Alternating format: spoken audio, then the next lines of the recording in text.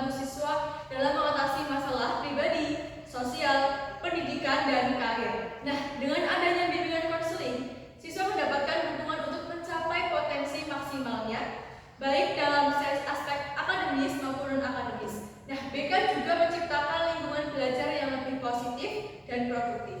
Nah, apa sih pengertian dari bimbingan dan konseling?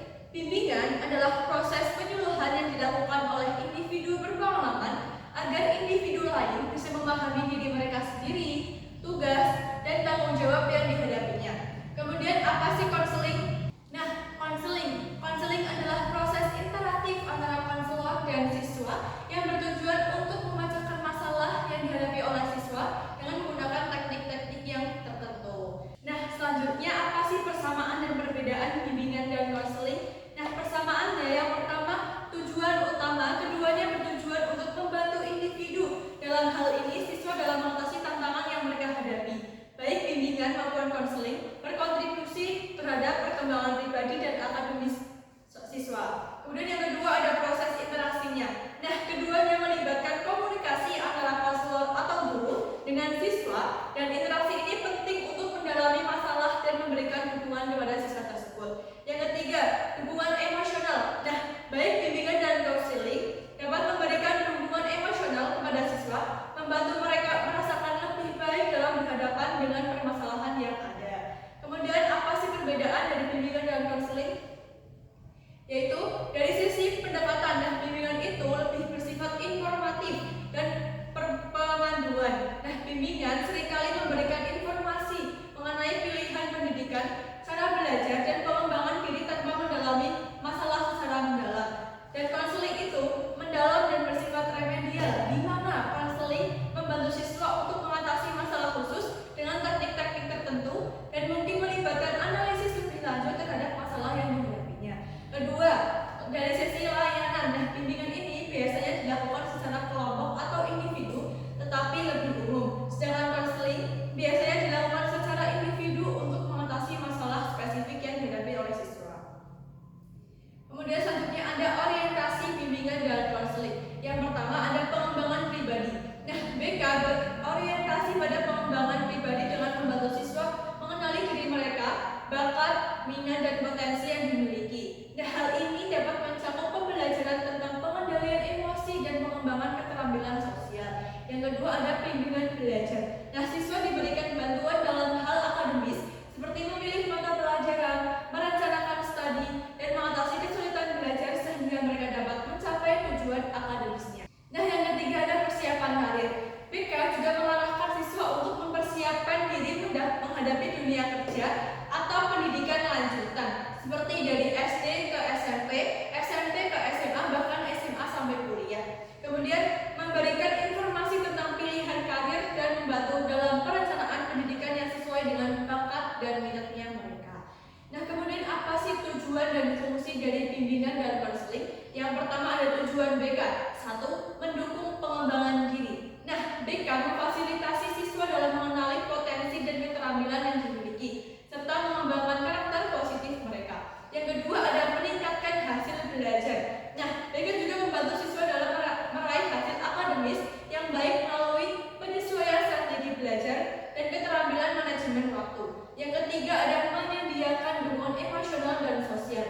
Nah, BK memberikan ruang bagi siswa untuk membahas masalah pribadi dan sosial yang dapat mempengaruhi kesehatan mental dan emosional mereka. Yang terakhir ada yang keempat, arah karir yang jelas. Nah, BK juga memberikan informasi serta panduan untuk membantu siswa memilih jalur karir yang sesuai. Kemudian dari fungsi BK, yang pertama ada pemberian informasi.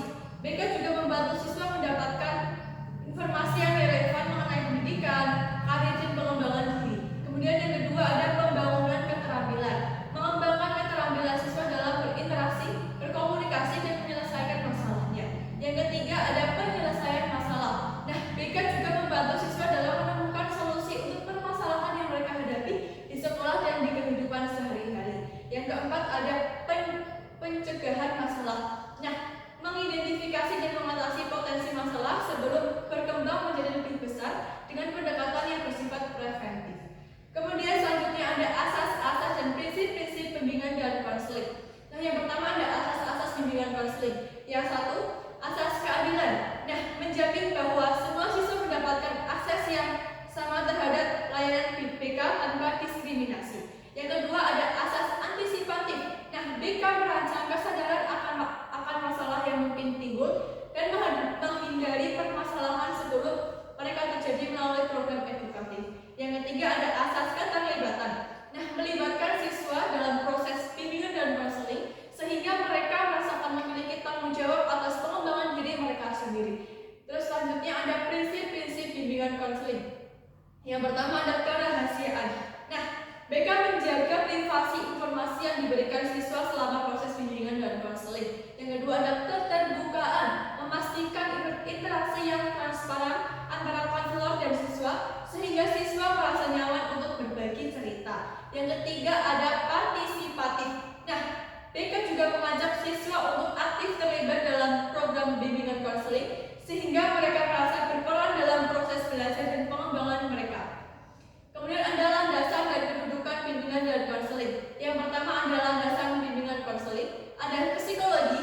Nah, dasar-dasar psikologi membantu memahami perkembangan emosional dan sosial siswa serta bagaimana cara terbaik untuk berinteraksi dengan mereka. Yang kedua ada pendidikan, kaitan dengan kurikulum dan tujuan sekolah serta bagaimana bimbingan konseling dapat diintegrasikan untuk mendukung proses belajar mereka. Yang ketiga ada sosial, menyadari konteks sosial siswa belajar dan berkembang termasuk tantangan lingkungan sosial yang dapat mempengaruhi sikap dan perilaku siswa. Kemudian selanjutnya ada kedudukan bimbingan dan konseling. Yang pertama ada strategi dalam pendidikan. BK ditempatkan sebagai komponen penting dalam sistem pendidikan, memberikan dukungan bagi siswa untuk mencapai tujuan akademis dan pengembangan diri mereka sendiri. Yang kedua ada intervensi dini. BK berfungsi sebagai intervensi dini untuk mengidentifikasi dan menangani masalah sebelum mereka lebih serius. Yang ketiga ada pengalih kualitas pendidikan. Nah, BK juga meningkatkan kualitas pendidikan dengan memastikan siswa tidak hanya belajar secara akademis, tetapi juga berkembang dalam aspek sosial dan ekonomi. Nah, selanjutnya ada 3 wilayah atau bidang dalam penyelenggaraan pendidikan formal. Yang pertama ada wilayah akademis. Nah, menyediakan bimbingan belajar dan meningkatkan akademis. Yang kedua ada wilayah sosial, membantu siswa berinteraksi dalam hubungan sosial yang sehat. Yang ketiga ada wilayah karir, menyediakan informasi dan bimbingan mengenai pilihan karir. Selanjutnya ada keunikan dan karakteristik tugas guru dan konselor. Nah, yang pertama ada keunikan.